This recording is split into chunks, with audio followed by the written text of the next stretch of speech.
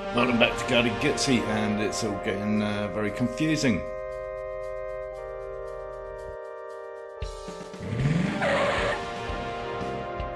But we think we've got to the bottom of it, and yeah, we're going to be using this to replace the old torpedo fuses, which look a bit worse for wear. So these three all come off to various things here, and that's the power into them there, and then this one's separate. I think that's your main, like 30 amp or whatever. These are all 16 amps, so we're going to replace them with a 15, and these two are spare. So yeah, that's what it looks like on the underneath. And as you can see, this connection here is jumped across all those over there. So those three are going to hang off three of these, which will leave us three spares, in fact, and I've thrown in a 20 amp spare just in case 15 isn't good enough. As for the other main fuse, we're going to throw in one of our trip switches again, because we like those, like we've got on the Kawasaki, like that. Yeah, we got one on the Honda too. Using the old chopstick trick with a little bit of white paint on the end, like so, through those mounting holes to mark up where we're going to put it. So it's going to sit there, something like that. And then on the other side we'll put our trip switch. Cool. And there we are, all bolted into place. Job done. Well, obviously we've got to hook it up. On closer examination, we can see that there's actually 5 on the right hand side, bottom right hand side, that come off that main power, which has jumped across 2 connectors. So those 5 are going to go into our little fuse box, and the other one, the top one there and there, is going to go into our trip fuse.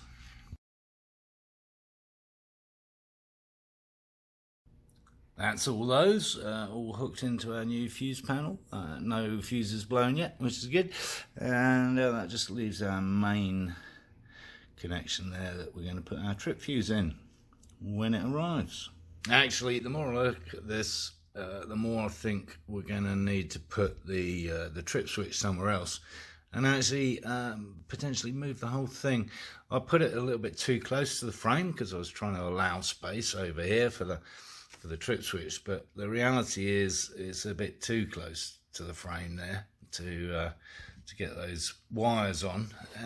So what I'm thinking is, like what we did on this side with the regulator rectifier, we use the side unit. Yeah. So I'll get on with shifting all that while we wait for the trip switch to turn up, which gives you time to subscribe down here somewhere. Give the video the thumbs up. No prizes for guessing what that is.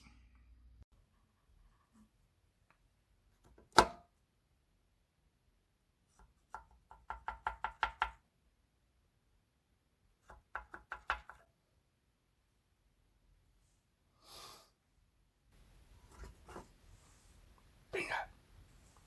I drilled those out on my drill pad. Yeah, we like drill pads.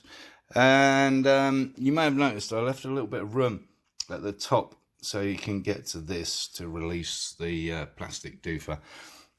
Yep. Apart from that, yeah, oh yeah, and I just did 2 holes, not 4. I mean, it's a tiny little plastic fuse box. Only needs 2 bolts. So there we go, with just enough room to get your little fat finger in there, and we'll release this, and definitely enough room somewhere in here for the trip switch. Not sure where we're going to pull the wires through, probably over here again. Probably should have drilled that first, but whatever. The other reason I only use 2 bolts, apart from the fact it's completely over the top to use 4, is I want to keep them high and out of the way of this area. for our battery, right? Because it's a tight fit. Although it's a slim fit, it's a tight fit, and I don't want to encroach this way. I know, astonishing. I'm thinking ahead. How about that? And actually, that's the reason for putting all this shit in here, because I don't know how the seat's gonna fit, and it probably won't be on a easily removable hinge. So easy access to fuses is probably a good thing. Plus, effectively, the trip fuse that's going to go here or whatever is effectively your secret immobilizer to the whole bike.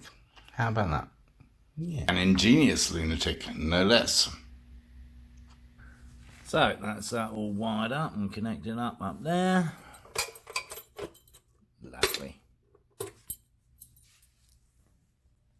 Our trip switch has arrived. Of course, we went for a red wolf. One red wolf in its habitat. And bolted up.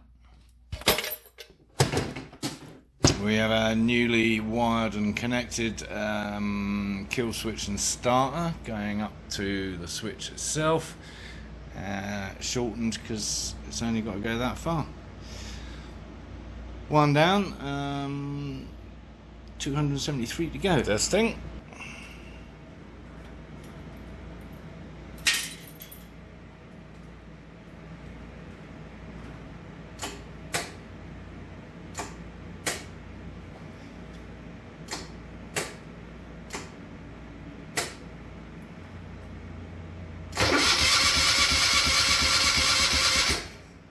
Something weird with that kill switch. Oh, I think it's something to do with the fact that it was a slider before and now it's a push button, so you have to push it in, push it out, or whatever.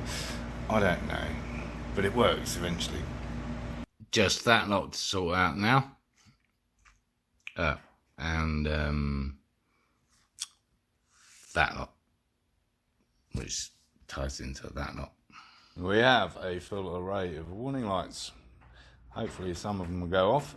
So yeah, we've got the neutral, the oil, and the general running. Yeah, or the general running and the oil. I'm not sure which is which. Seem to have a spare one as well. Anyway, that all needs tidying up, doesn't it? As you can see, I've been trying to fathom all the warning lights.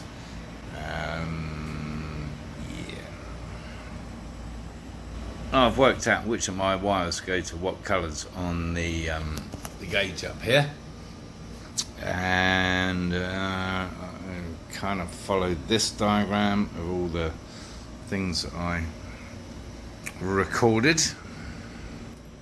So now when we turn it on, all we get is the orange, which is the general, right? The gen. Oil light doesn't come on, neutral light doesn't come on, but I'm pretty confident they're all wired up properly. High beam comes on when you turn it on over here.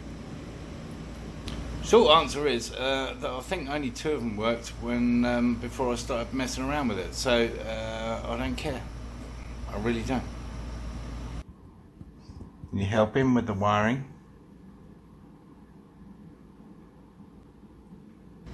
So let's wire them in for real, and because there's plenty of the original wiring, don't need my extensions on there at all, so I'm going to do something a little different. I have some different connectors. Yes, I think they're designed for household use more specifically, but the advantage for this particular application is that we can have 3 independent wires all kind of together. So we're going to use that here. They work quite simply. You basically push that down to open it up, put the wire in, and let go. So kind of the reverse of these boys that I love using for testing. So that's all we should need. Push down on that, put the wire in. Job done. Right, that's that done. Now now we just need to put the headlight on, I suppose. Yeah, there it is. Yeah, a bit of a fiddle, as always. Nicely covering up all the wiring. Yeah. I like it, actually. Shows if the lights work. Bloody well better do. Don't fancy trying to get in there again. We have a running light. We have a headlight. And we have full beam. Yes. And we have a full beam indicator too. Cool. All in all, rather successful. I think that's about it for the electrics. I know some of you will be glad to hear that. Not your favourite item. But an important one nevertheless. So yeah, just the coils to do. Don't know still what I'm going to do about that. Still investigating this dual coil thing and what implications that has, but otherwise we'll just put the factory ones back, honestly. As always, thanks for watching, tuning in again, do appreciate it. If you thought the video was any good, give it a thumbs up. If you haven't already, subscribe down here somewhere, and of course encourage others to watch my lunacy.